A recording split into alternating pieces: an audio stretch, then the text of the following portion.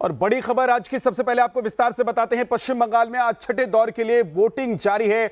Voting की शुरुआत हो चुकी है। आज 4 जिलों की 43 सीटों पर वोटिंग हो रही है। इसमें नॉर्थ 24 परगना की 17, पूर्वी बर्धमान की 8, नादिया की 9 और उत्तर दिनाजपुर की सभी 9 सीटें हैं। इन सीटों पर मतदाताओं की संख्या 1 करोड़ 4 लाख है और वोटिंग का वक्त सुबह 7 बजे से शाम 6:30 बजे तक है।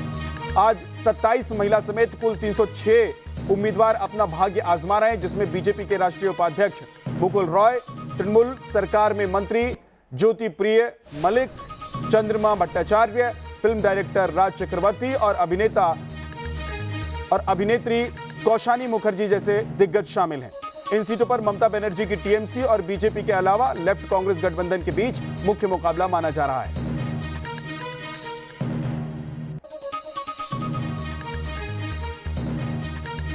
और इस वक्त हमारे साथ उत्तर दिनाजपुर से हमारे सहयोगी धीरेन्द्र पुंडीर जुड़ गए हैं। सीधे उनका रुख करते हैं। धीरेन्द्र, 7 बजे से वोटिंग की शुरुआत हो गई है।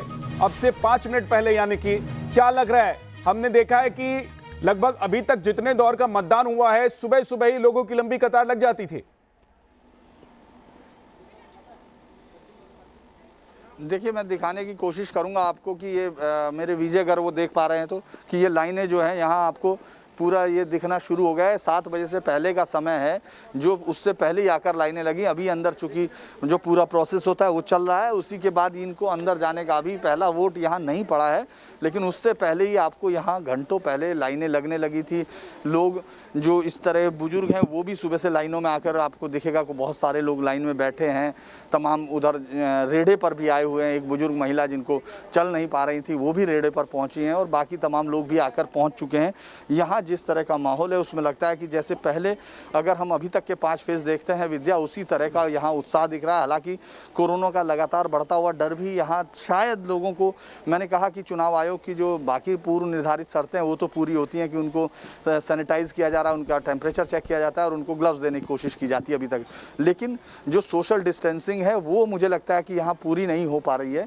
वो आपको दिखेगा, यहाँ दिखे या सामने दिखे, सोशल डिस्टेंसिंग को जिसको पूरा करने की जिम्मेदारी भी यहीं के लोगों पर है जो इसको चुनाव को कंडक्ट करा रहे हैं, लेकिन वो मुझे यहाँ पूरा होता हुआ नहीं दिख रहा। कुछ जगह जब वो आपके पास लौट कर आएंगे धीरेन्द्र, आप नजर बनाकर रखिए और भी अपडेट्स देंगे आपको। आपसे ये भी समझेंगे कि इस बार जो इस दौर का वोटिंग शुरू हुआ है उसके चुनावी गणित क्या है, इन तमाम मुद्दों पर बात करेंगे। फिलहाल एक बड़ी खबर पश्चिम बंगाल से बताते हैं। पश्चिम बंगाल में छठे चरण के लिए चुनाव से पहले बीती रात बीजेपी उम्मीदवार शीलभद्र दत्त पर बम से हमला किया गया। आरोप है कि तृणमूल कांग्रेस के कार्यकर्ताओं ने यह हमला किया है। शीलभद्र बंगाल के उत्तर 24 परगना जिले के खड़दाह विधानसभा सीट से बीजेपी के उम्मीदवार हैं और जानकारी के मुताबिक बीती रात जब शीलभद्र बंदीपुर इलाके में एक चाय की दुकान पर चाय पी रहे थे, तभी उनकी गाड़ी के पिछले हिस्से पर बम फेंका गया। हालांकि इस घटना में किसी के हताहत होने की खबर नहीं है। बाद में शीलभद्र दत्त के सुरक्षा कर्मियों ने उन्हें इस इलाके से सुरक्षित बाहर निकाला। घटना के बाद बीजेपी कार्यकर्ताओं में इलाके में सड़क का घेराव कर विरोध प्रदर्शन किया।